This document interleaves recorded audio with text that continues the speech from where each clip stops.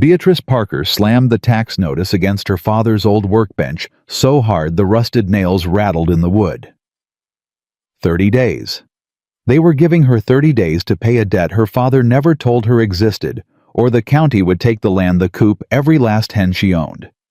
She pressed both fists flat on the bench and stared at the paper until the numbers blurred. 17 chickens. That was all she had in this world. 17 chickens, $2.14, and a name nobody in Verde, Nevada wanted to do business with anymore. If this story moves you, please subscribe to our channel right now and hit that notification bell so you never miss a single episode. Drop a comment below and tell us what city you're watching from.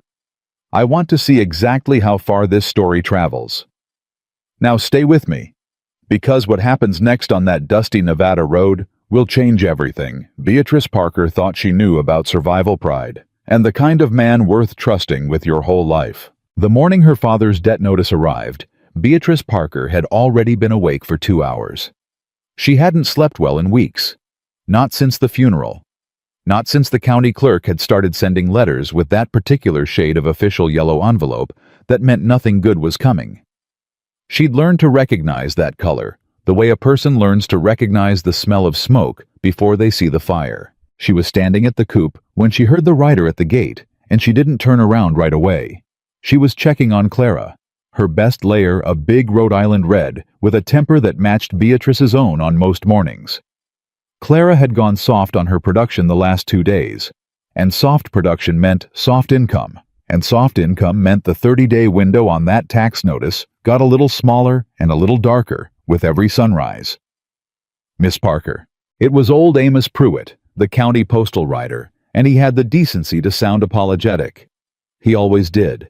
He'd known her father since before Beatrice was born, and she suspected he hated this part of his job more than any other stretch of his route. She turned around slowly, wiping her hands on the front of her work apron. "Morning, Amos?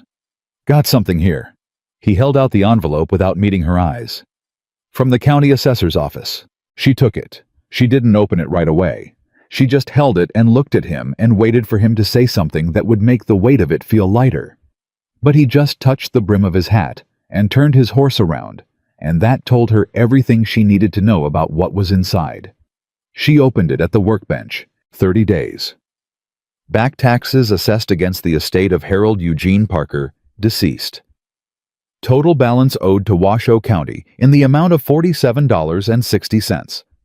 Failure to satisfy said balance within 30 days of notice would result in seizure and public auction of property located at rural Route 9 outside the town of Verde, Nevada, including all structures, livestock, and land. $47.60. She might as well have been asked to produce the moon. Beatrice set the paper down very carefully, the way you set down something you're afraid of. And then she pressed both fists flat on the bench and breathed. Once, twice, 3 times. She was not going to cry.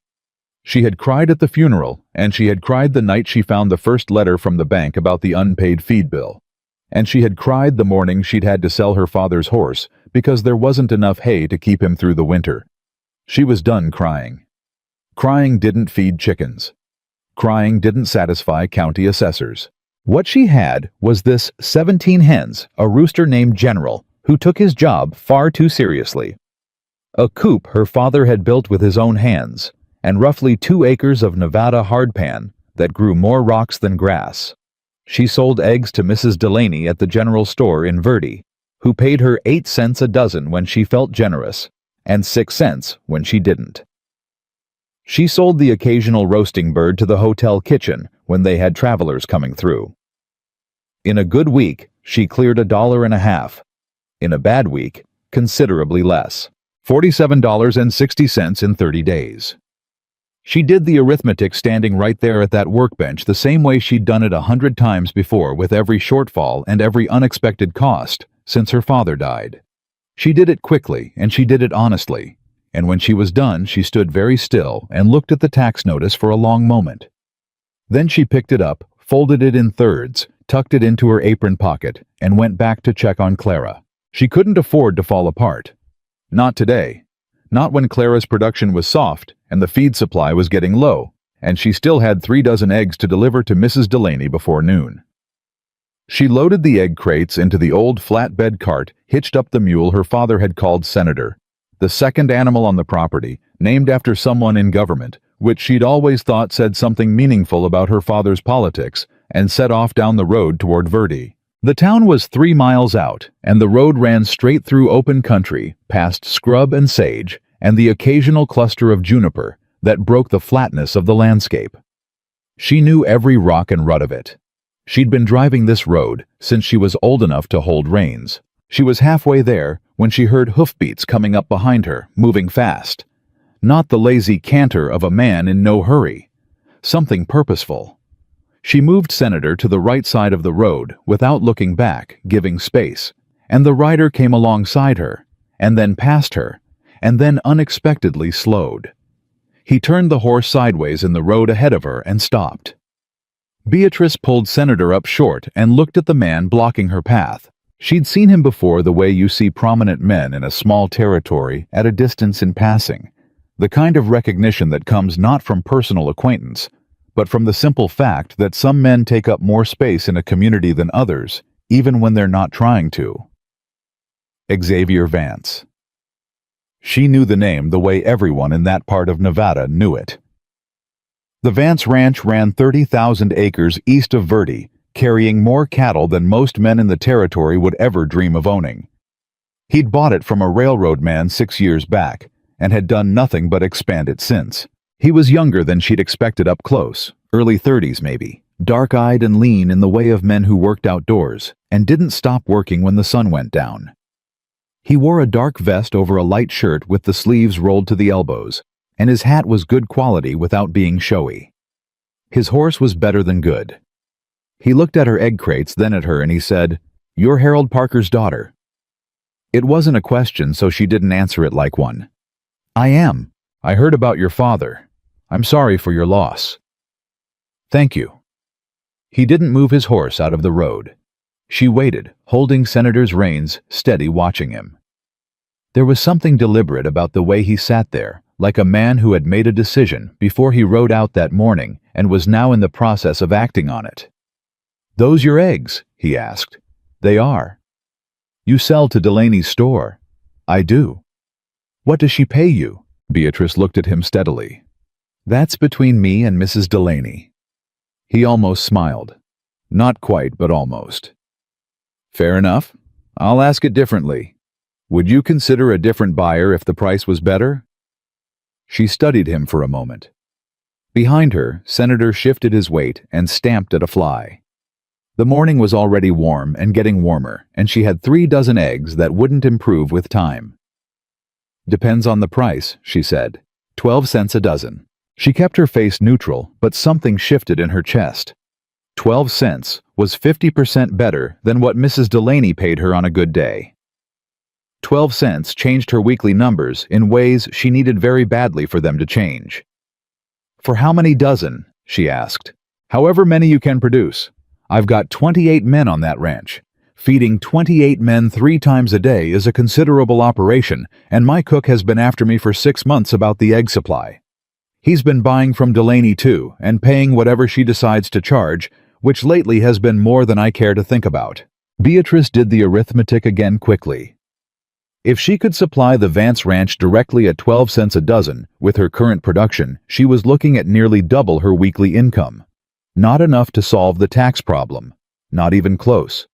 But it changed the shape of the problem considerably. "I can provide 18 to 20 dozen a week at current production," she said. "Possibly more if my flock increases."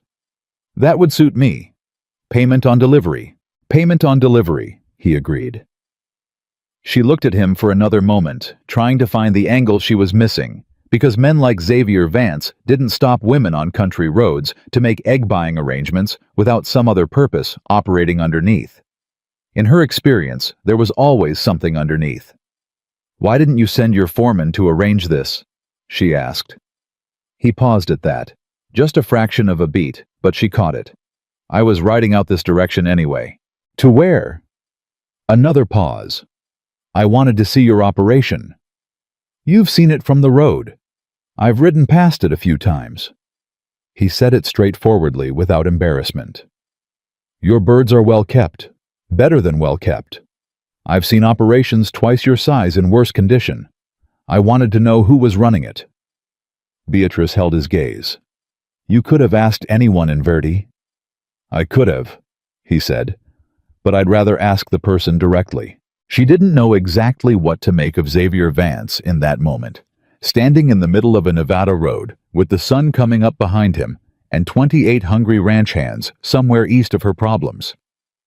What she knew was that she had 30 days and $47.60 standing between her and losing everything her father had left her, inadequate as it was, and that 12 cents a dozen was real money that she needed. With a desperation she was not going to put on her face for any man, no matter how square his jaw or how steady his horse. All right, she said. I'll supply your ranch. I'll need to work out delivery days with your cook. I'll have him expect you Mondays and Thursdays. Mondays and Thursdays, she agreed. He moved his horse out of the road, then giving her space to pass, and he touched the brim of his hat in a way that was respectful, without being elaborate. She clicked Senator forward and drove past him without looking back, because looking back was something she couldn't afford, either literally or otherwise. She was 100 yards down the road when she heard him turn his horse and ride back east. She let out a breath she hadn't fully known she was holding. 12 cents a dozen was not $47.60, but it was a beginning. Mrs. Delaney at the general store was a compact woman of 50-something who wore her gray hair pinned so tightly it seemed to pull her expression into a permanent state of mild suspicion. She'd been buying Beatrice's eggs since Harold Parker was alive, and she was the kind of businesswoman who understood that a supplier with no alternatives was a supplier you didn't have to treat well. She was behind the counter when Beatrice came through the door with the first crate, and she looked at the crates with the expression she always wore, assessing, calculating, already constructing her opening position. 6 cents this week, Mrs. Delaney said. I'm overstocked. You said that last week, Beatrice replied, setting the crate on the counter. And the week before. Supply and demand, Miss Parker. I can't help what the market does. I'm going to need to reduce my delivery to your store, Beatrice said. Starting next week. I've taken on another buyer. Mrs. Delaney's eyes sharpened. Who? That's my business. The older woman looked at her for a long moment, and Beatrice could see her recalculating. I might be able to go to 8 cents. It's not about the price, Beatrice said, which was half true. I simply have more demand than I can meet at full volume with both accounts. I'll bring you a dozen a week going forward. A dozen? Mrs. Delaney stopped herself. Who is it? Who's buying from you? Beatrice counted out the change from the sale of that morning's eggs, tucked it into her apron pocket alongside the tax notice, and picked up her empty crate. I appreciate your business, Mrs. Delaney. I'll see you next Monday. She was out the door before the woman could formulate another objection. The next morning, Beatrice was up before the sun to take stock of her situation with the clear-eyed practicality she'd learned from watching her father manage crisis after crisis on that small plot of land. Harold Parker had not been a successful man by any conventional measure, but he had been a methodical one, and he had taught his daughter to count what she had before she counted what she needed. What she had: 17 laying hens, 1 rooster, feed supplies for approximately 3 weeks, basic medical supplies for the flock, a coop in reasonable repair, and the cart and mule. What she needed: $47.60 in 29 days. At 12 cents a dozen, with her current production of roughly 18 to 20 dozen a week, she'd bring in approximately $2.16 to $2.40 from the Vance account alone. Over 4 weeks, that was between $8 and $9. Better than she'd been making. Not remotely enough. She needed to expand production. Significantly, immediately. She was sitting at her father's desk, working through the numbers, when she heard hoofbeats in the yard. She looked up, and through the window she could see Xavier Vance dismounting at her gate. She went to the door. He had something in the back of his saddlebag. She could see the shape of it, angular, wrapped in burlap. He lifted it out carefully, and she realized it was a box. A divided wooden box. The kind used to transport eggs. Or she thought as he got closer, and she could see the movement inside. "Chicks," she said. "6 pullets," he said. "Rhode Island Reds. They're 8 weeks. They'll be laying by fall." He held the box out to her. "Consider it a business investment." Beatrice stared at the box. 6 pullets. At current production rates, 6 additional hens would add 4 to 5 dozen eggs a week to her output by late September. That was real. That was meaningful. "I didn't ask for this," she said. "No, you didn't. I'm not a charity case, Mr. Vance." "I'm aware of that," he said. "If it makes it easier, call it a loan. You can pay me back in eggs over the next 2 months. I'll give you a fair rate." She looked at the pullets, then at him, then at the pullets again. They were good birds. She could see that, even at 8 weeks. Well-feathered, alert, healthy-eyed. These weren't birds bought cheap from a failing operation. These were quality stock. "What rate?" she asked. 6 dozen over 8 weeks. Call it 6 cents a dozen in repayment. She did the calculation automatically. 6 dozen at 6 cents was 36 cents. Against the market value of 6 Rhode Island Red pullets, which would run her at least $1.50 at the feed store if she could find them at all. "That's not a fair rate," she said.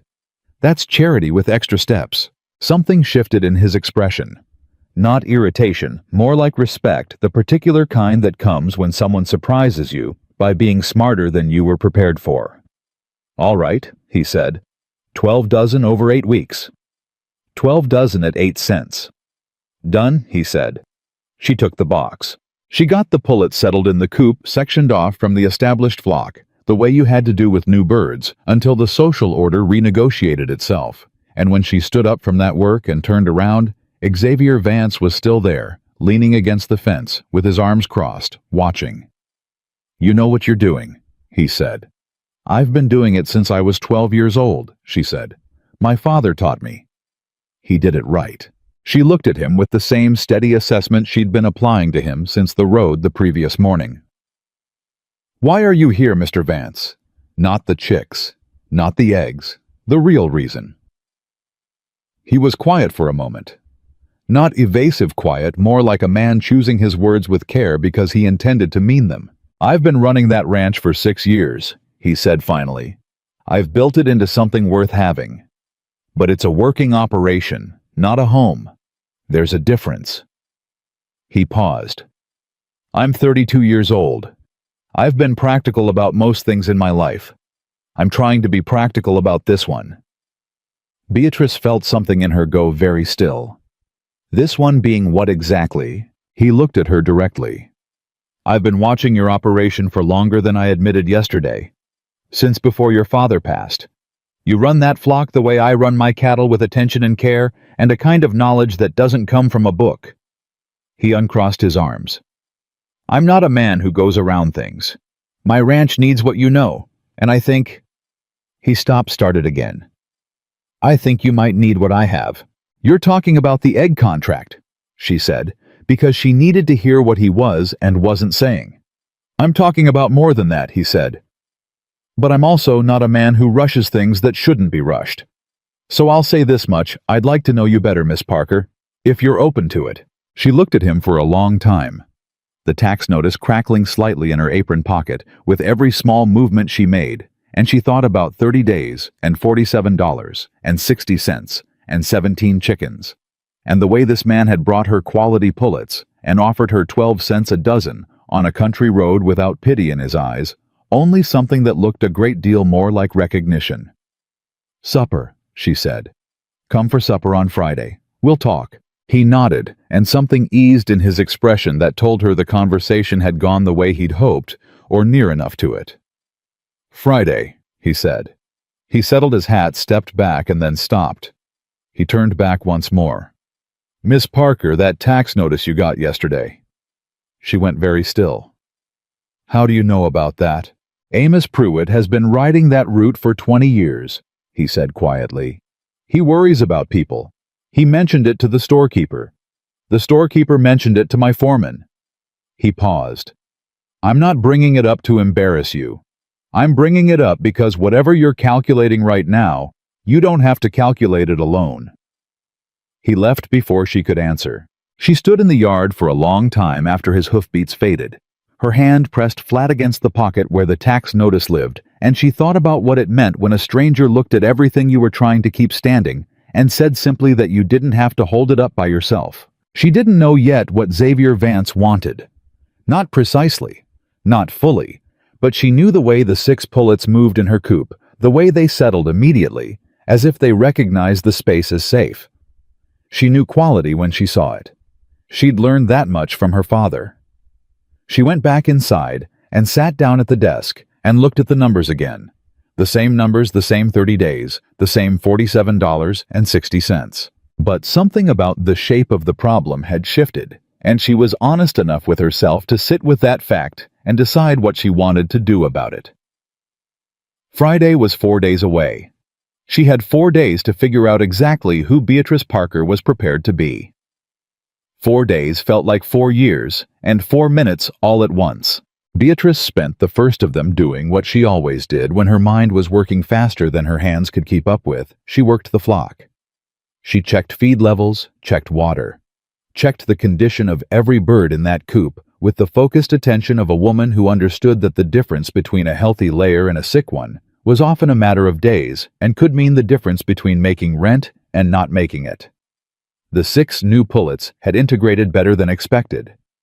General, the rooster, had given them the usual inspection and then apparently decided they were acceptable, which from General was practically a standing ovation. But her mind kept circling back to Friday. She wasn't naive about what Xavier Vance had been suggesting on her property that morning. She wasn't a woman who needed things wrapped in elaborate language to understand them. He was 32, unmarried, running a large operation that functioned like a business, but not a home. He'd watched her work. He'd found her capable. He was proposing in the careful, measured way of a practical man that capable might be enough of a foundation to build something on. The question that kept her awake the second night was not whether she understood his meaning. It was whether she agreed with his logic. She'd had one conversation with this man, plus an encounter on a road that lasted 10 minutes. She knew his reputation, which was solid. She knew his ranch, which was substantial. She knew he'd brought her quality birds at an insulting price disguised as a fair one, and then let her renegotiate without losing his temper, which told her something about his character that a dozen conversations might not have revealed as clearly. She also knew she had 27 days left on a tax notice that could take everything from her, and that a woman in her position with limited options was exactly the kind of woman who could make decisions for the wrong reasons and spend the rest of her life wearing the consequences. She needed to be careful. She needed to be honest with him and with herself. She was thinking about exactly that on Thursday morning when she drove her egg delivery out to the Vance Ranch for the first time. The ranch was everything its reputation suggested and then some. She'd seen it from the road before, but never turned in through the gate, and the scale of it settled on her differently up close, the organized reality of a large operation running on discipline and attention, not luck. She counted the outbuildings instinctively, assessed the condition of the fencing along the drive, noted the cattle visible in the far pastures, and the quality of the horses at the corral. The cook was a heavy-set man named Wallace, who came out to meet her cart with the brisk efficiency of someone perpetually behind on his timeline. He looked at the crates, looked at her, and said, "You're the Parker girl." "I'm Beatrice Parker," she said. "I'll be delivering Mondays and Thursdays." Wallace checked the eggs with the practiced eye of a man who'd been disappointed by suppliers before. He cracked 2 from separate crates into his palm, examined the yolks, smelled them, and then gave a short nod that she interpreted as high praise from someone who didn't give it easily. "These are good," he said, as if it surprised him. "These are real good." "Thank you. I've been getting garbage from Delaney's for 6 months. Thin shells, pale yolks." He shook his head. "How do you get yolks that color?" "Feed composition and range time," she said. "I let them work the ground 2 hours a day, and I supplement with dried greens when the range goes sparse. The shell strength comes from calcium supplementation in the grain mix. My father worked out the ratio years ago." Wallace stared at her. "Who taught you that?" "My father." "Your father should have been feeding cattle ranchers, not running a 2-acre plot." He said it without cruelty, Just plain assessment. All right, Miss Parker. Mondays and Thursdays. She was loading the empty crates back into the cart when she heard Xavier's voice behind her. Wallace treating you all right? She turned. He was coming from the direction of the main barn, work dirty in the way of a man who didn't stand apart from his own labor, which she noted and filed away. He approved of the yolks, she said. High standard from Wallace. He once sent back a side of beef from a man who's been ranching for 30 years. He came to a stop a few feet from her, keeping distance that was respectful without being cold. I didn't expect you today. I thought the first delivery would come Monday. I said I'd deliver Mondays and Thursdays, she said. Today is Thursday.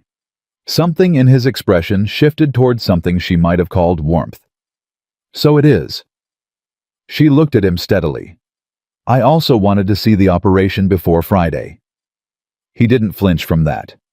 And, it's well run, she said. Better than well run. Your people know what they're doing, and they're not afraid to do it, which means you're managing them right. She paused. The northeast pasture fence needs work along the lower section. 2 posts are leaning. He was quiet for a beat. I know. I've got men on it tomorrow. Good. She picked up the last empty crate. I'll see you tomorrow evening, Mr. Vance. Xavier, he said. She looked at him. If we're going to have supper, he said, you might as well call me by my name. She considered that for a moment. Beatrice, she said, and got back on the cart.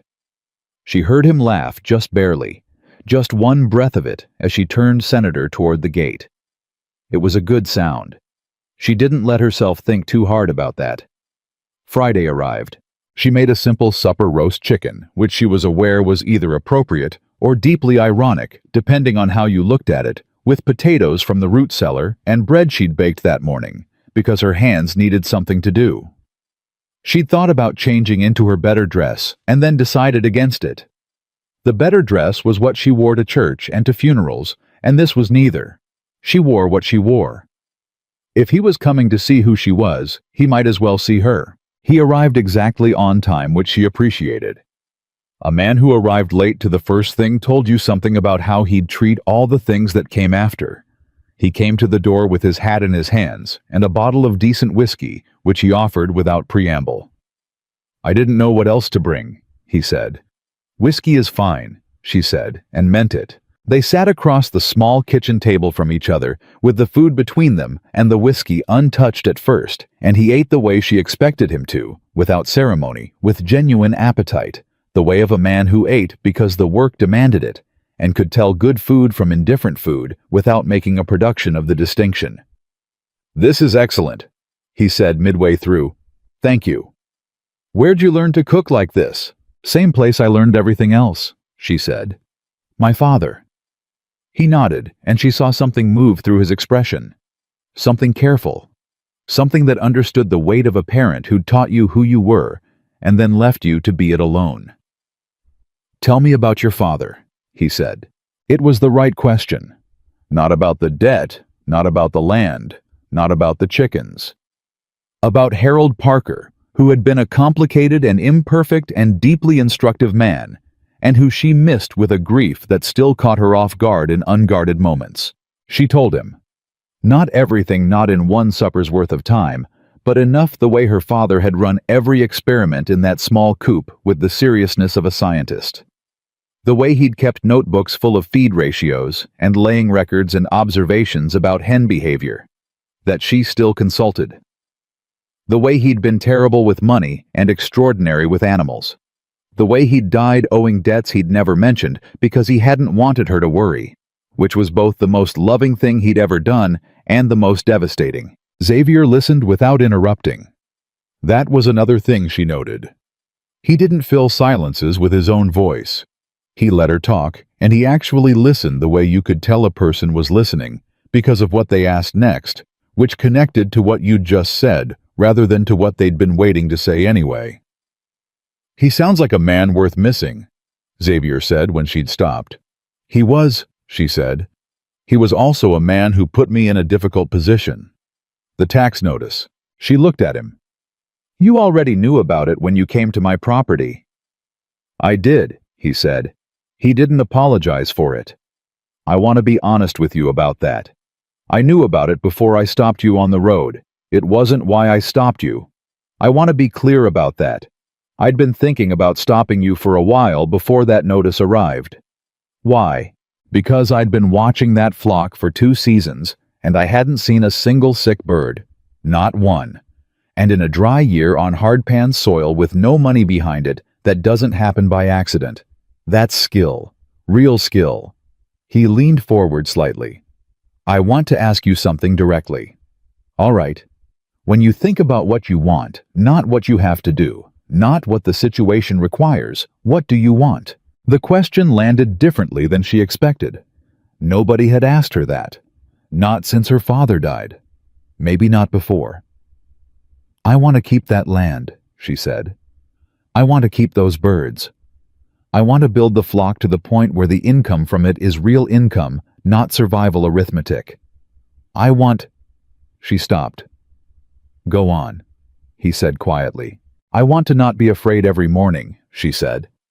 I want to wake up and not do the calculation, not count what I have against what I owe and find it wanting. She said it flat without drama because it was true and she was too tired to dress it up. I'm 23 years old and I've been doing survival arithmetic since I was 12. I'd like to do something else for a change. The kitchen was very quiet. I can offer you that, Xavier said. I want to be honest about what I'm proposing because I don't think you're a woman who'd respect anything less than honesty. He turned the whiskey glass in his hands without drinking from it.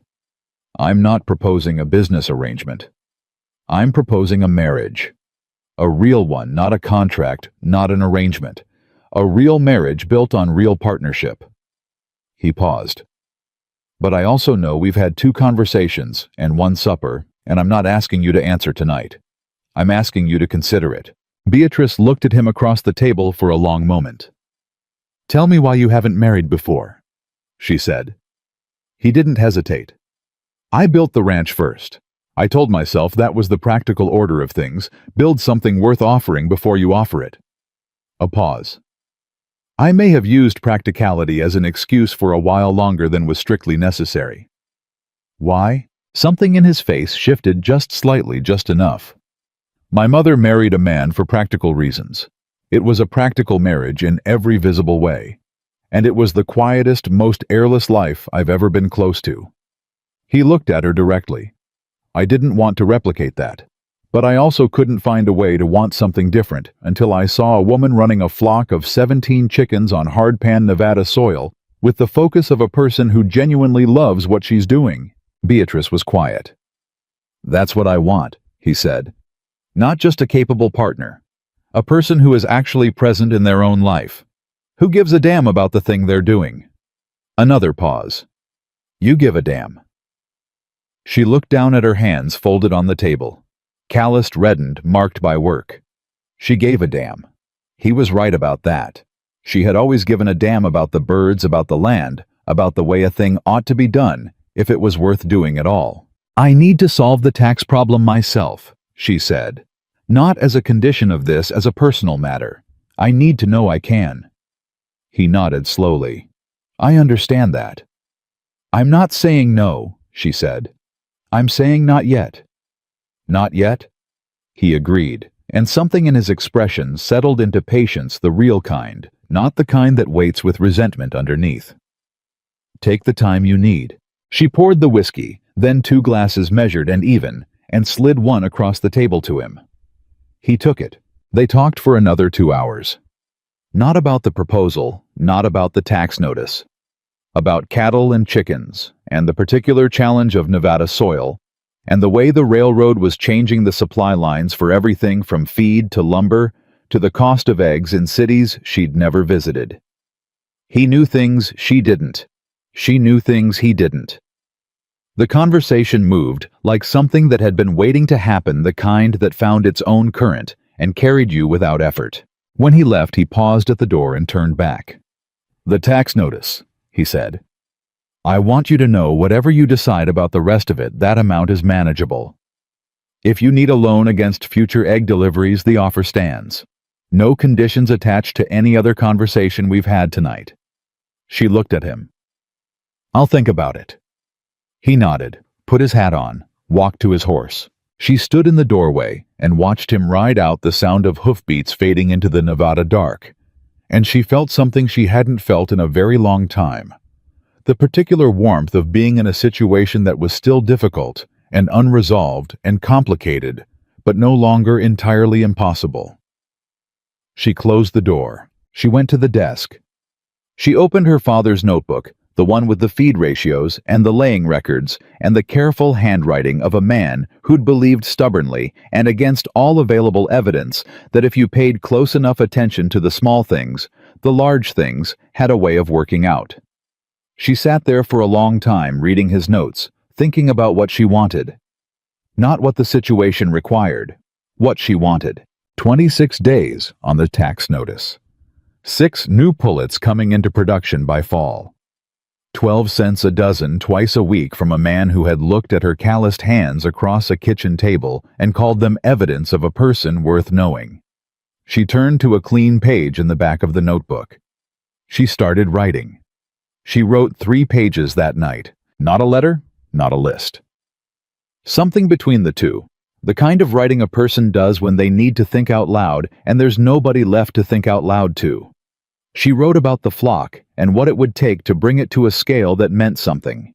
She wrote about her father's notebooks and what she'd learned from them that couldn't be learned from any other source.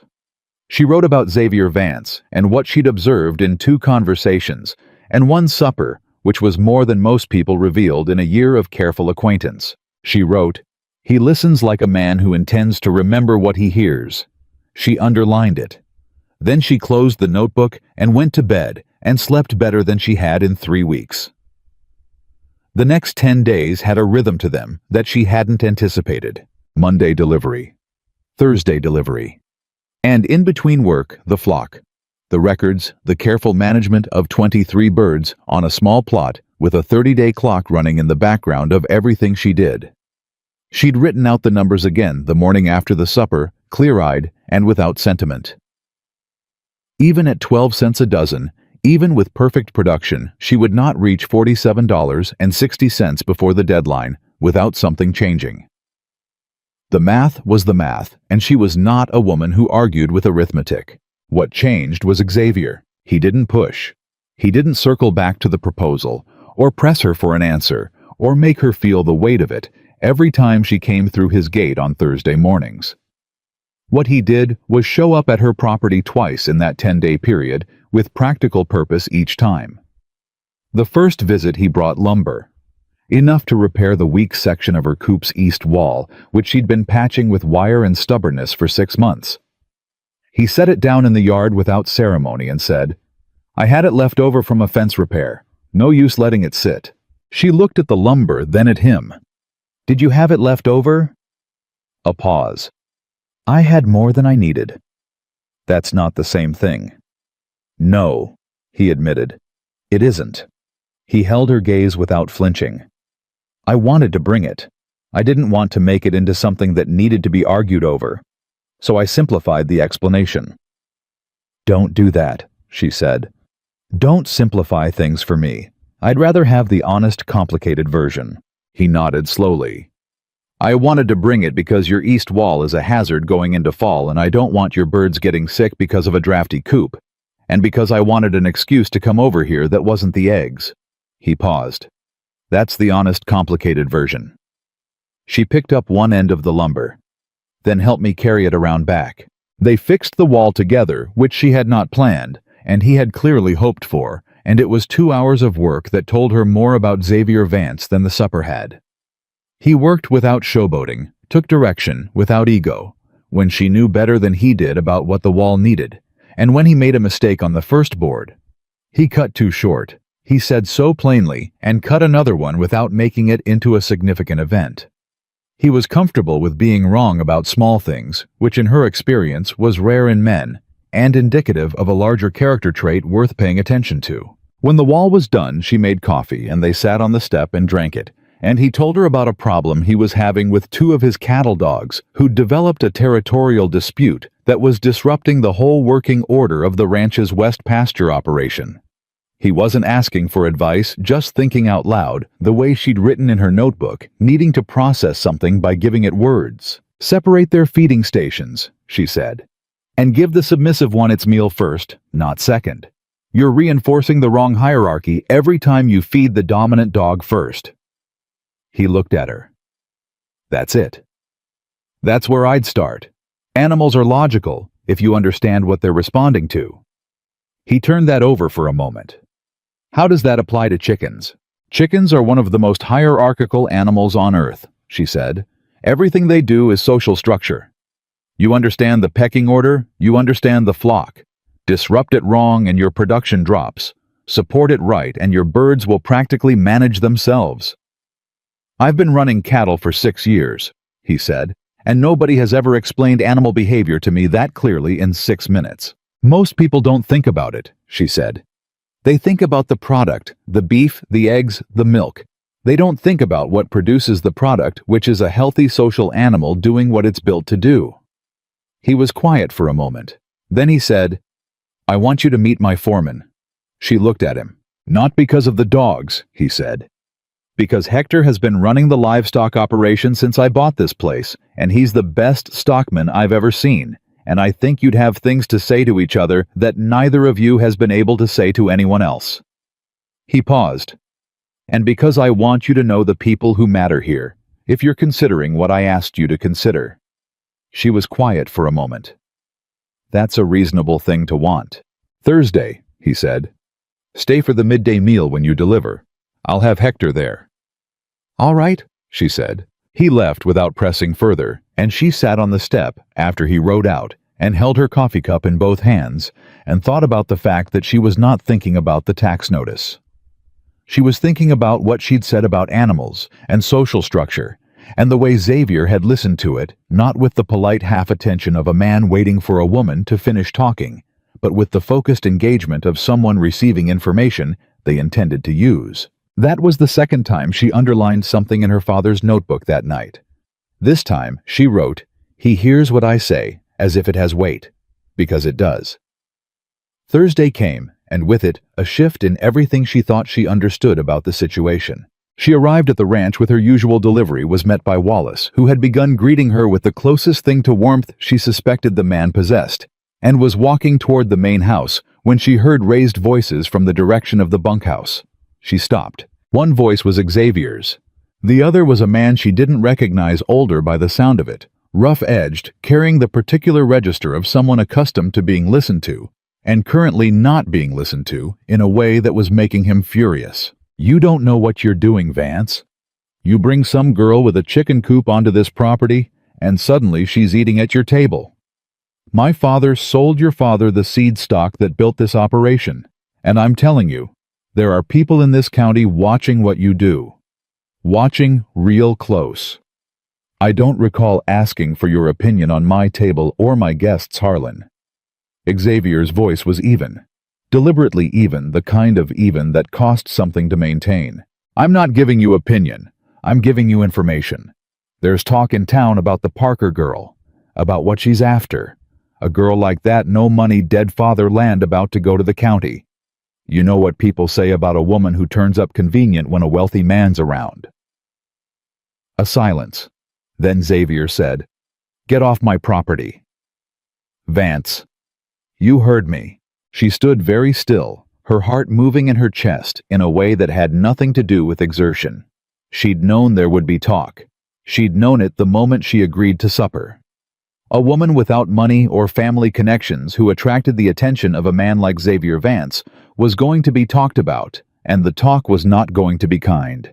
She knew that the way she knew everything unpleasant that came with being a woman alone in a territory where alone meant vulnerable. What she hadn't expected was to hear Xavier's response, which was 3 words and absolute, and came out of him without a single moment of hesitation. She was still standing there when the other man, Harlan, whoever he was, came around the corner of the bunkhouse and nearly walked into her. He was mid-50s, florid, with the look of a man who'd inherited enough to feel entitled, and had never had that feeling successfully challenged. He pulled up short when he saw her, and she watched the calculation move across his face. Recognition, then a particular species of contempt dressed up as something more acceptable. "Miss Parker," he said, and made her name sound like an assessment she'd failed. "Sir," she said, and held his gaze with the same steadiness she'd used on everything that had tried to knock her sideways in the last 3 weeks. He stared at her for a moment. Then he stepped around her and kept walking. Xavier came around the same corner 30 seconds later and stopped when he saw her standing there. She watched him understand immediately that she'd heard. Something moved through his face. Anger not at her, and under it something that looked like concern for her, which she found she had no idea what to do with. "Beatrice." "Don't apologize," she said. "It wasn't your words." "I should have. You said get off my property," she said. Without hesitating. "I heard it." She held his gaze. "That was the right thing." He stood very still for a moment. "Are you all right?" "I've been talked about since my father died," she said. "Probably before. A woman alone is always being talked about. I made my peace with that." She paused. "What I want to know is whether it's going to be a problem for you. Ongoing.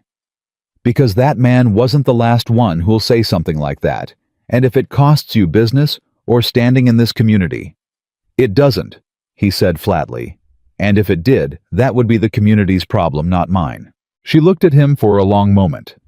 Something had shifted. She could feel it. Something that had been carefully balanced on the edge of a maybe had just moved an inch closer toward something more decided. "Where's your foreman?" she said. Hector Reyes was a compact, dark-haired man of 40, who moved with the economical efficiency of someone who'd spent his entire life working and had never felt the need to perform it for an audience. He shook her hand when Xavier introduced her, assessed her with the frank directness of a man who respected people based on what they knew rather than what they looked like, and within 5 minutes of sitting down at the midday table, they were deep in a conversation about winter supplemental feeding strategies that left Xavier eating his food in what appeared to be satisfied silence. "You're using the grain mix wrong," Beatrice told Hector about his cattle operation's supplemental winter feed. "You're adding the molasses for palatability, but you're adding it too late in the mix. It needs to coat the dry components before you add the roughage. Otherwise, you get uneven distribution and the animals sorted out, picking the palatable elements and leaving the nutritional ones." Hector stared at her. "How long have you known that?" "Since I was about 14. My father figured it out with the chickens, and I applied it to everything else." "I've been doing it wrong for 8 years, Hector said. He didn't say it with embarrassment. He said it with the tone of a man who was genuinely interested in not doing it wrong for a 9th year. "It's not obvious," she said. "Most people think mixing is mixing. Most people are wrong about a lot of things." He looked at her directly. "Would you be willing to come out and look at the winter feed program before we buy supply for the season? I want a second set of eyes." She glanced at Xavier, who was watching this exchange with an expression she couldn't fully read, but that contained something that looked like quiet satisfaction. She looked back at Hector. "When are you placing the order?" 2 weeks. "I can come out next Tuesday," she said, "if that works." "Tuesday works," Hector said. And that was that. After the midday meal, Xavier walked her to the cart, and they stood for a moment in the yard, with the sound of the ranch working around them, horses and men, and the ordinary productive noise of a large operation running well. "Hector doesn't ask for second opinions," Xavier said. "In 8 years, I've never heard him ask for a second opinion. He asked because he wants the right answer, not because he wants to be agreed with," she said. "That's a good instinct." "It is," Xavier agreed. He turned to look at her. "I want to say something, and I want you to tell me if I'm overstepping." She waited. "That man this morning, Harlan Cobb, he's been trying to buy the land adjacent to my eastern fence for 2 years. Yours backs up on the same road. If the county auctions your property—" He stopped. "I don't know if Cobb has made any moves in that direction, but I'd want you to know that he's the kind of man who watches for opportunity." Beatrice went very still. You think he'd bid on my land? I think he's the kind of man who talks about a woman in one breath and calculates how to profit from her difficulty in the next, Xavier said. And I thought you should know. The tax notice in her apron pocket felt suddenly heavier. 18 days. 18 days, and Harlan Cobb, and $47.60. Thank you for telling me, she said quietly. Beatrice. He said her name the way he'd started saying it, without the formality of Miss Parker, without the over-familiarity of a man who'd decided he'd earned something he hadn't. Just her name, straight and honest. The loan offer stands.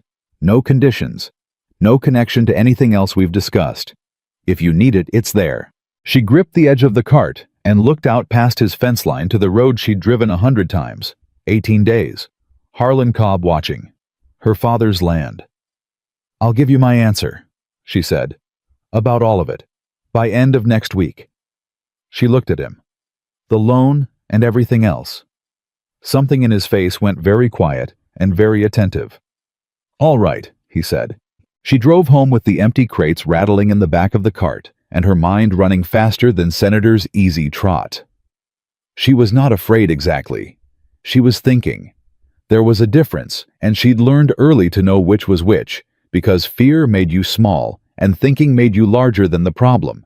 And right now, she needed to be larger than this problem. She pulled into her yard.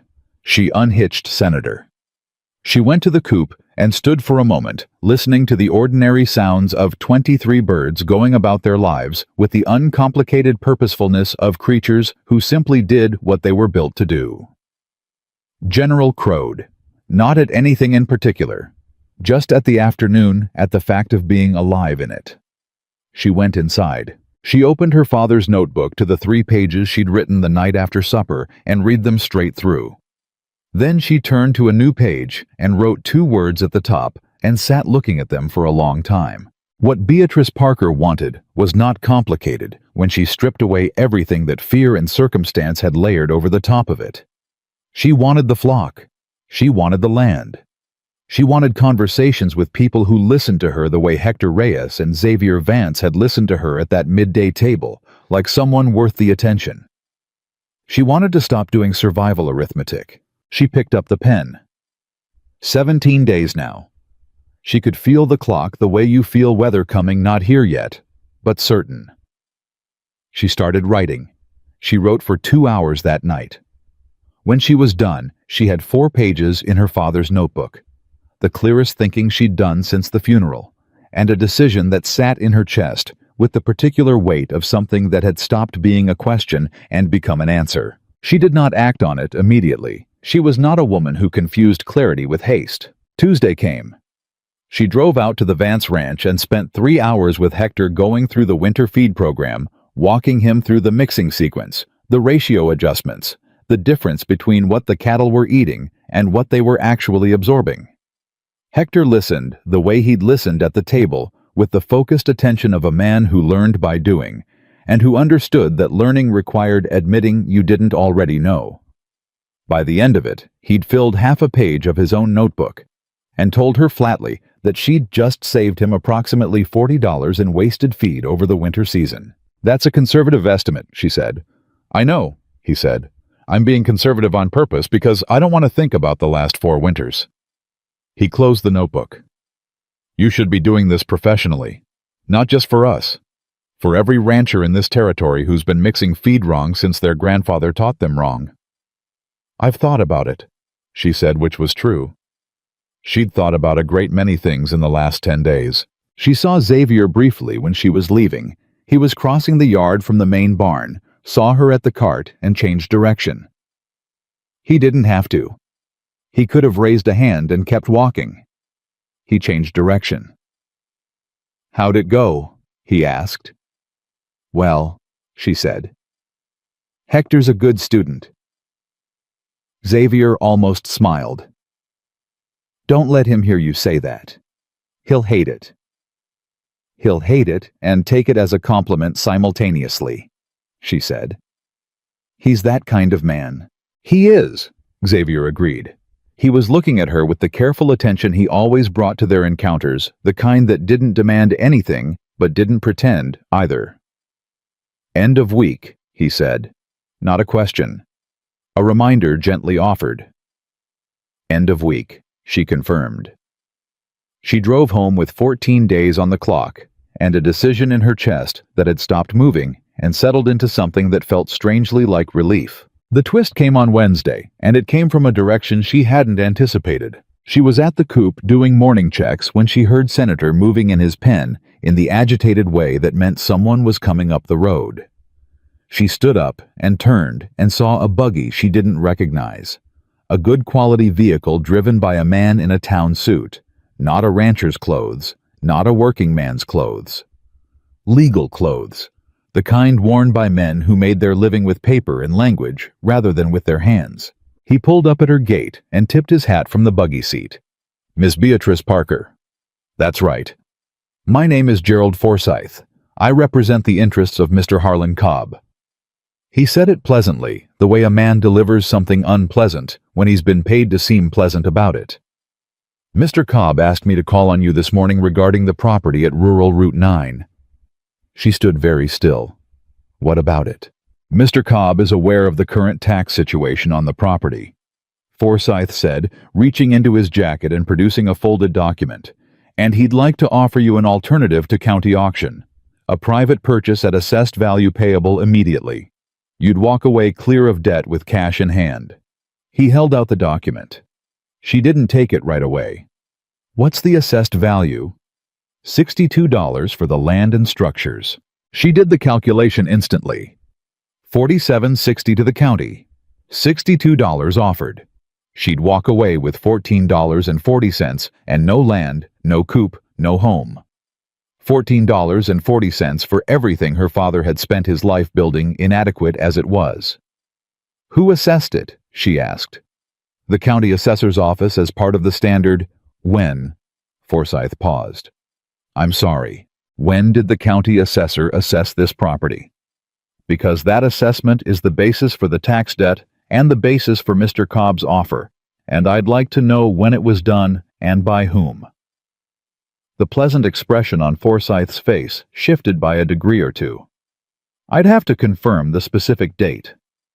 "You're here representing an offer based on an assessment you don't have the specific date for," she said. "That's interesting." "Miss Parker, I assure you this is a straightforward." "I'm sure Mr. Cobb finds it straightforward," she said.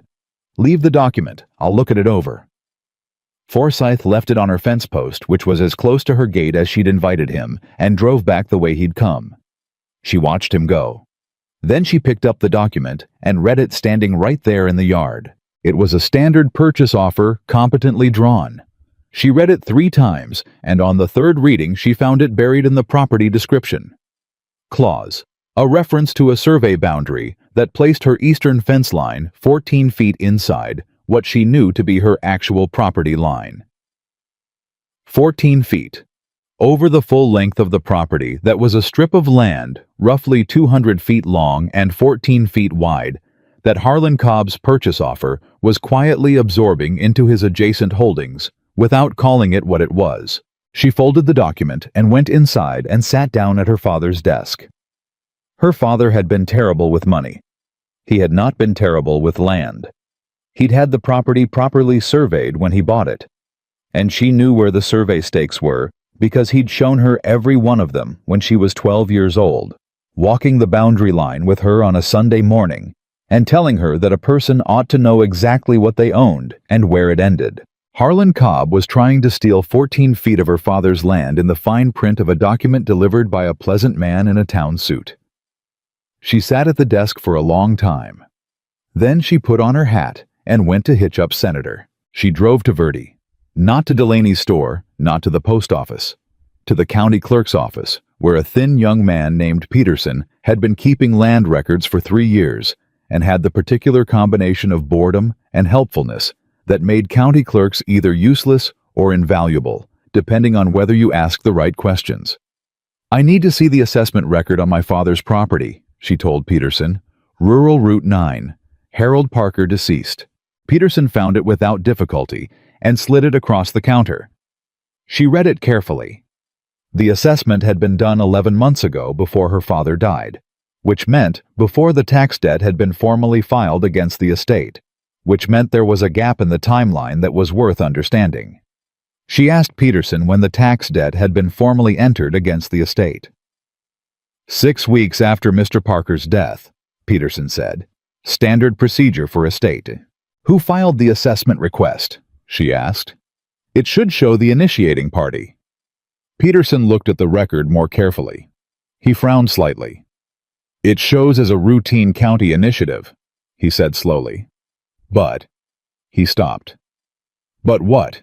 He looked up at her, then back at the record with the expression of a man deciding something. The request was flagged by the assessor's office, he said carefully. Sometimes that happens when an adjacent property owner files a concern about boundary disputes or land use. The flag triggers an assessment. He paused. I'm not saying that's what happened here. Who owns the adjacent eastern property? She asked, though she already knew. Peterson's expression confirmed it, without him having to say a word. She drove back home with her hands steady on the reins and her mind running at a speed that had nothing to do with Senator's pace. Harlan Cobb had triggered the assessment, which had generated the tax debt, which had created the 30-day window, which he was now attempting to resolve with a purchase offer that underpaid her and quietly stole 14 feet of her land. It was not crude. She'd give him that. It was the kind of scheme that worked on people who were frightened and alone and who didn't know to read the property description clause in a purchase document. It had probably worked before on other frightened and alone people, and nobody had looked closely enough to trace it back. She was not frightened. She was furious. There was a significant difference. She put Senator up, went inside and sat down at the desk with her father's survey document, the Cobb purchase offer, the county assessment record she'd copied by hand from Peterson's file, and her father's original deed. She laid them out in front of her and worked through them with the same systematic attention she gave to her feed ratios and her laying records, because this was the same problem at a different scale. The problem of knowing exactly what you had and where it ended and not letting anyone convince you otherwise. By the time she was done, she had 4 pages of notes and a clear picture of what Harlan Cobb had done and how it could be demonstrated to anyone with the authority to care about it. She also knew she couldn't do the next part alone. She sat with that knowledge for exactly as long as it took to accept it honestly, which was about 10 minutes. Then she got up, put her hat back on, and went to hitch Senator up again. It was 3 in the afternoon when she came through Xavier's gate. He was at the corral with Hector and 2 of his men working a young horse that had clearly been making its feelings about cooperation known in emphatic terms. He saw her come through the gate and handed off the lead line to one of the hands without a word, and came across the yard toward her, reading her face as he walked. What happened? He said. She told him. All of it, Forsyth, the offer, the property description clause, the 14 feet, the assessment timeline, Harlan Cobb's name on the initiating record. She told it quickly and in order the way she thought, without drama, because the facts were dramatic enough without embellishment. He listened with his arms crossed and his jaw set and his eyes steady on her face, and he did not interrupt once. When she finished, he was quiet for a moment. Then he said, "Do you have the documents with you?" She pulled them from inside her coat. She'd brought them. She'd known she'd bring them before she decided to come here. He looked through them. He was not a lawyer, but he was a man who'd bought 30,000 acres of Nevada territory and negotiated with railroad companies and county officials, and she could see him reading the property description clause and finding the 14 feet and understanding exactly what it meant. He triggered the assessment himself, Xavier said. That's what the record suggests. And now he's offering to buy the property at a value that covers your debt by $14 with a survey boundary that gives him 200 extra feet of your father's land. Yes, he was quiet for another moment. There's a lawyer in Reno named Aldous Marsh. He handled my land acquisition when I bought this place. He's the best title attorney in the territory, and he does not like Harlan Cobb for reasons that predate me and are therefore probably valid. He handed the documents back to her. I'd like to send a rider to Reno today, if Marsh can review this before your deadline. "I can't pay a Reno attorney," she said directly. "I know," he said just as directly. "I can. And before you object, this isn't connected to any other conversation we've had. Cobb has pulled this before. I've suspected it for 2 years, and I've never had documentation. If Marsh can build a case from what you've found, it protects you, and it stops him from doing it to the next person." He paused. "Let me do this one thing." She stood in his yard, with the documents in her hand, and the clock running, and 12 days left, and she looked at Xavier Vance, with the clear-eyed assessment she'd been applying to everything since the moment this started. "All right," she said. He turned immediately and called for his fastest rider. The rider left for Reno within the hour. Xavier sent him with a letter for Marsh and a copy of every document Beatrice had brought written out in full. She sat at the table in his main house while he drafted the letter, and she read it before he sealed it because she was not a woman who let other people manage her business without understanding every word of what was being done on her behalf. The letter was clear, accurate, and contained nothing she would have removed or changed. She handed it back, and he sealed it and gave it to the rider. They stood in the yard after the rider left, and the ranch settled back into its working sounds, and for a moment neither of them spoke. 12 days, she said. "Marsh is fast when he needs to be," Xavier said. "And he'll want to be fast when he sees Cobb's name." She nodded. She should go. Senator was waiting. She had evening feed to do and records to update and 100 small tasks that the day had displaced. She didn't move right away. "I made a decision," she said. "Before today. Before Forsyth showed up at my gate." Xavier went very still. "I was going to tell you Friday," she said. "But I think—" She stopped. Tried again. "I think you should know now, because you're about to do a significant thing on my behalf, and you should know where I stand before you do it, not after." He waited. He was very good at waiting. "Yes," she said. One word. The same word she would have said Friday. The same word she'd written in her father's notebook at the top of a fresh page and looked at for a long time before she understood it was already decided. Just earlier. And said out loud, standing in a Nevada yard with 12 days on the clock and a rider already heading for Reno. Xavier looked at her for a moment with something moving through his expression that was not surprise. He'd hoped for this. She could see he'd hoped, but hope and certainty were different things, and the distance between them was not nothing. "Yes," he said back, just as quiet, just as direct. They stood there for a beat in the ordinary afternoon of a working ranch, and then she picked up the reins, and he stepped back to give Senator room, and she turned the cart toward the gate. "Friday," he said behind her. "Friday," she agreed.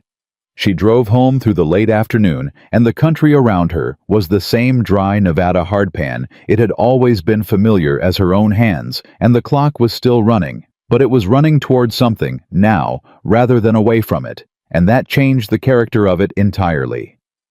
11 days. She put Senator up, fed the flock, checked every bird with the habitual attention of someone for whom care was not a gesture, but a practice. General crowed at the setting sun, which was his habit. The 6 pullets were growing into themselves, feathers full and bright, another 3 weeks from productive laying. She went inside. She opened the notebook. She crossed out the 2 words at the top of the page she'd written 3 nights ago and wrote 1 word in their place. Then she made supper and ate and did not do survival arithmetic for the first time in longer than she could remember. Aldous Marsh rode into Verde on the 9th day. She knew it was him before he introduced himself, because he had the look of a man who traveled with purpose and arrived with conclusions already formed. He was 60-something, compact, with sharp eyes behind wire-rimmed spectacles, and a leather satchel that he carried like it contained something worth protecting, which it did. He came directly to her property, not to Xavier's, which told her Xavier had given him the right instructions. "Miss Parker," he said, climbing down from his hired horse, with the slight stiffness of a man who'd ridden hard and wasn't going to complain about it. "Aldous Marsh, I've read everything you sent." "Come inside," she said. He sat across her father's desk and opened the satchel and laid out documents with the organized efficiency of a man who thought in sequence and didn't waste motion. He'd brought his own copies, annotated with margin notes in handwriting so small and precise it looked typeset. First, he said, the assessment. The triggering mechanism is irregular on its face. A routine county initiative assessment requires a specific filing pathway that this one did not follow. Someone with access to the assessor's office expedited it outside standard procedure. He tapped the record.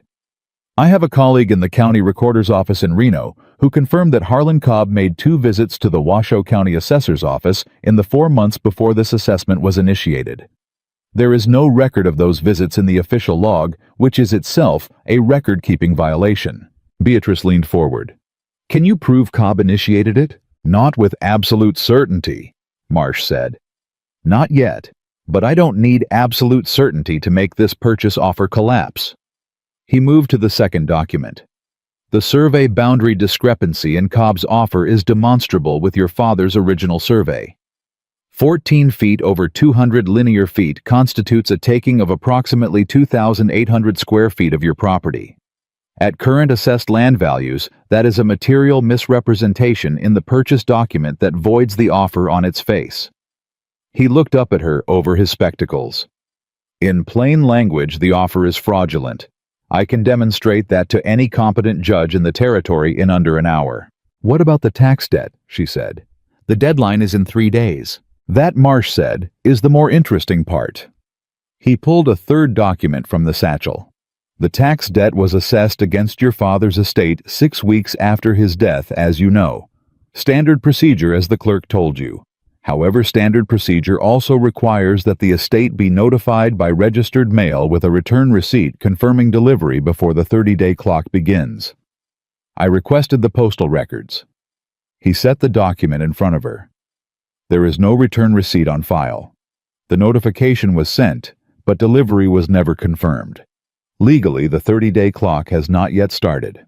The room went very quiet. Beatrice looked at the postal record. Then she looked at Marsh. The deadline isn't real. The deadline as presented to you is procedurally invalid, Marsh said carefully. That doesn't mean the debt isn't real. It is, and it will need to be paid.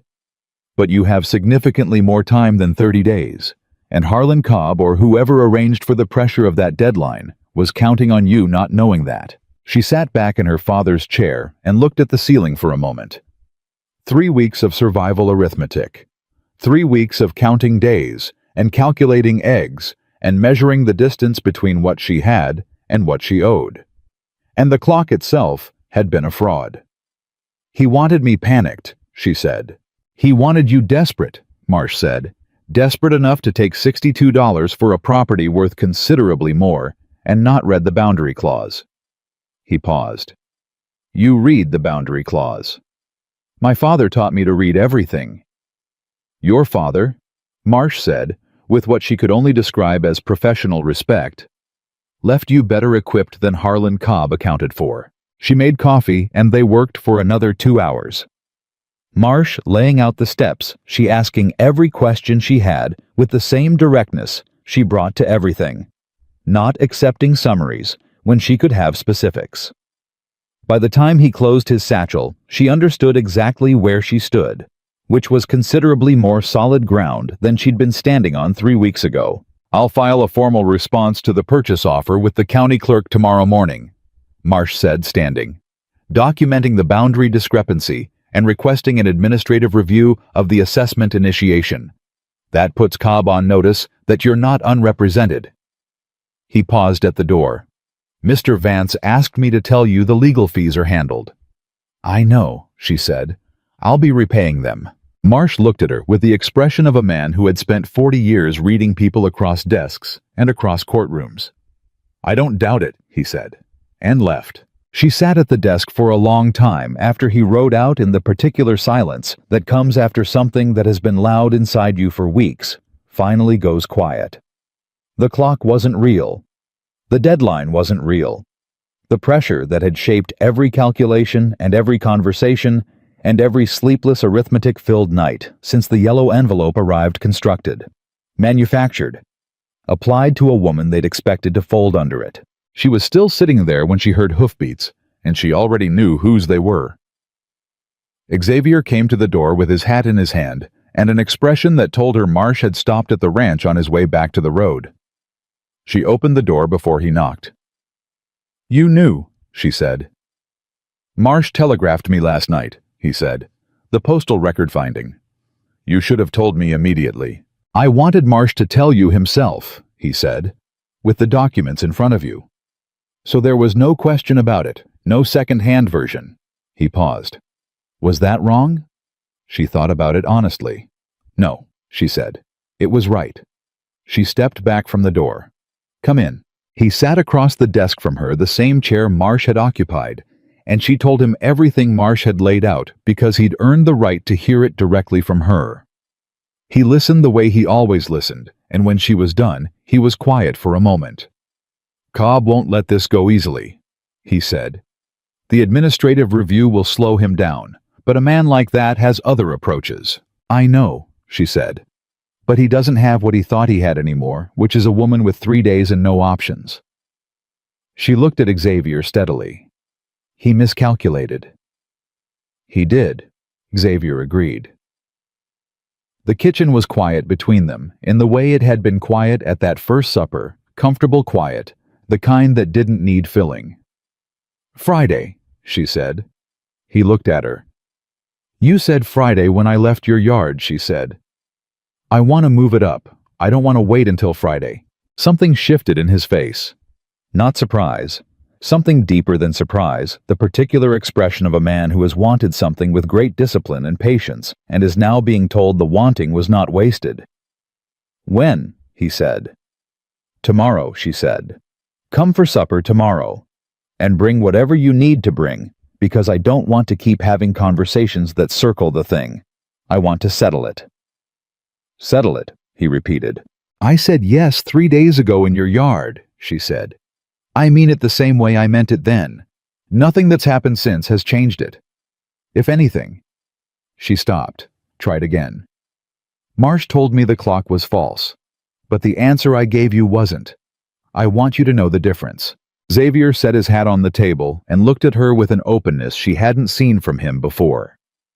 He'd been careful with her, measured, respectful of the distance between what he wanted and what she might need, and that carefulness had told her a great deal about his character.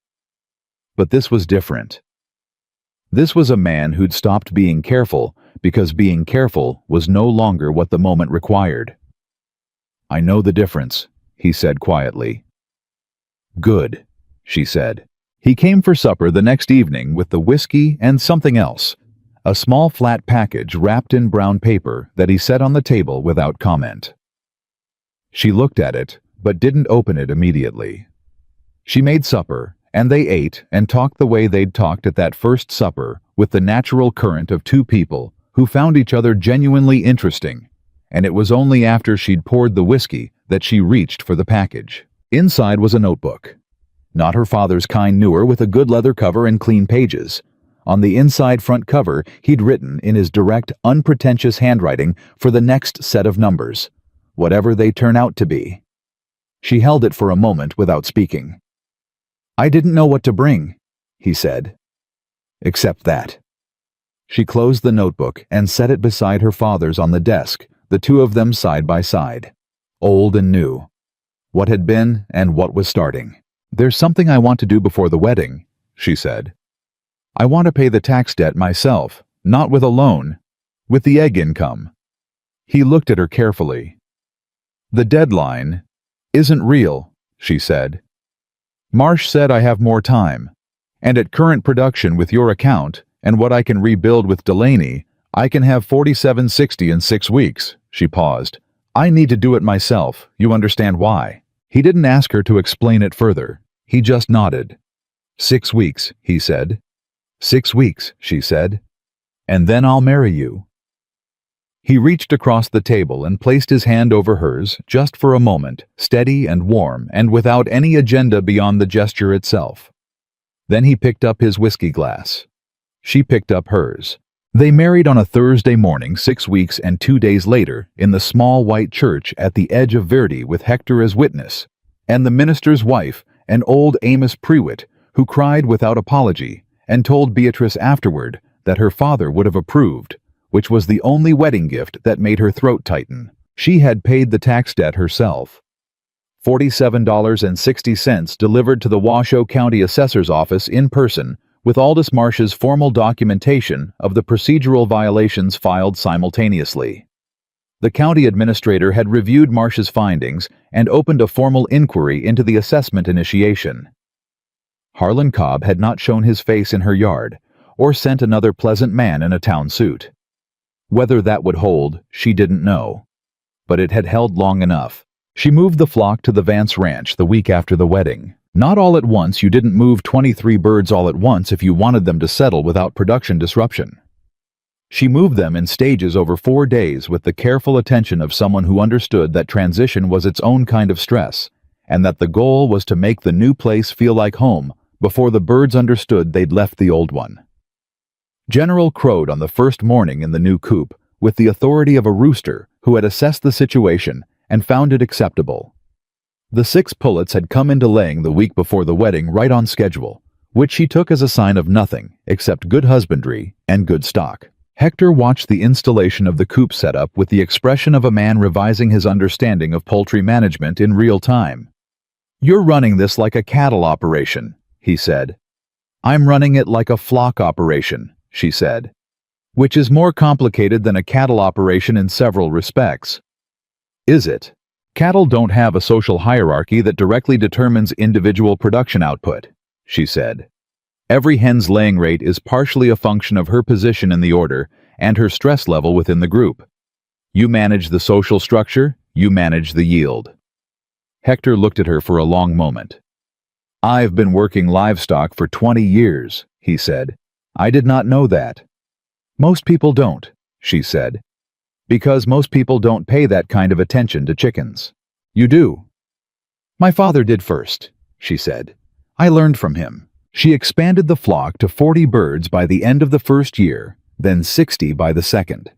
She worked out a supply agreement with 3 additional ranches in the territory, structured the way she structured everything clearly in writing with terms that were fair and enforceable, and didn't leave room for the kind of creative interpretation that Harlan Cobb had specialized in. Hector implemented her feed mixing protocol across the cattle operation and tracked the difference in absorption rates with the same notebook discipline she'd learned from her father. Xavier built her a proper processing facility not because she asked, but because he'd watched her work for a year and understood what she needed before she had to say it. That was the thing about him she discovered over the years that followed. He watched the way she'd watched those birds with attention and patience and the genuine intention to understand rather than just observe. Their first child was born in the 2nd year, a girl they named Clara, which Xavier accepted without question, and Hector greeted with the information that the name suited her, because she had arrived with an expression of complete authority over her circumstances which was accurate. Beatrice kept her father's notebooks. Both of them, the old one with the feed ratios and the laying records and the 3 pages she'd written by lamplight, trying to think her way through the hardest weeks of her life, and the new one Xavier had given her with its clean pages and its quiet inscription. She added to both, in the margins, in the spaces between her father's careful entries, her own observations building on his, the way a living thing builds on what came before it. The formal inquiry into Harlan Cobb's assessment practices concluded in the 3rd year of Beatrice and Xavier's marriage. The findings were significant enough that the county administrator forwarded them to the territorial government. Aldous Marsh represented 3 other families who came forward once the inquiry opened, families who had taken Cobb's offers without reading the boundary clauses, without knowing the clock was false, without anyone riding from Reno to sit across a desk and lay documents out in sequence and say in plain language, "The offer is fraudulent." Cobb settled the territorial complaint without admitting wrongdoing, which was the way men like him ended things when they couldn't win them outright. He sold his Nevada holdings 2 years later and relocated to Oregon, and nobody in Verde spoke of him with anything other than the particular satisfaction of a community that had watched something bad leave. Beatrice noted it the way she noted everything accurately without excess, and then moved on to the next thing requiring attention, which was always something. 15 years after the morning, she'd stood at a fence post reading a tax notice in the Nevada Sun, The Vance Ranch poultry operation supplied eggs and birds to 11 accounts across 3 counties, employed 2 full-time workers, whom Beatrice trained herself, using her father's methods and her own extensions of them, and had become the kind of operation that other people came to look at when they wanted to understand how to do the thing right. She still checked every bird herself twice a day. Xavier still changed direction when he saw her cross a yard. General had long since been succeeded by a rooster, his granddaughter called Colonel, who had his predecessor's temperament and exceeded him in volume, which had seemed impossible, but turned out not to be. Clara at 12 was already keeping her own notebook in the style her grandmother had pioneered. Feed ratios, laying records, observations about flock behavior written in the careful handwriting of a girl who had been taught that attention was the foundation of everything worth building. One evening, late in the 15th year, Beatrice sat at the desk that had been her father's and was now hers, moved to the ranch house, positioned under the same window, holding the same 2 notebooks, and 20 more besides. And she read back through the 3 pages she'd written the night after the first supper. The night she'd written, "He listens like a man who intends to remember what he hears." She turned to the last used page of the new notebook and wrote the date. Then she wrote, $47.60 was the price of learning what I was made of. It was the best money I never had to borrow. She closed the notebook. Outside, General's grandson crowed at the setting sun, because that was what he was built to do. And somewhere in the west pasture, Xavier was riding the fence line the way he did every evening, steady and unhurried, and the flock moved in the new coop with the sound of 20 things alive and purposeful and exactly where they belonged. Beatrice Parker had raised her chickens on a tiny plot of hardpan Nevada soil with calloused hands and her father's notebooks, and a stubbornness that had looked like desperation from the outside and felt like conviction from the inside. She had read the fine print. She had done the arithmetic.